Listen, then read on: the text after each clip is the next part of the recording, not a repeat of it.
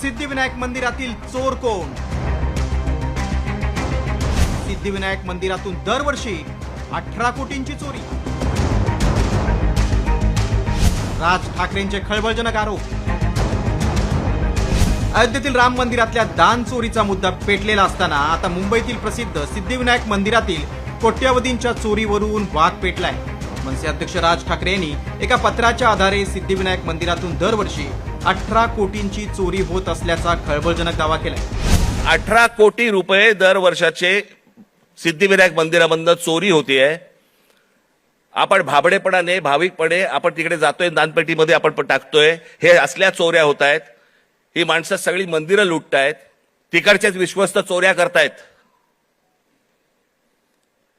तिकडचीच माणसं चोऱ्या करतायत. हा आमचा धर्म, ही आमची धर्माची मंदिरं.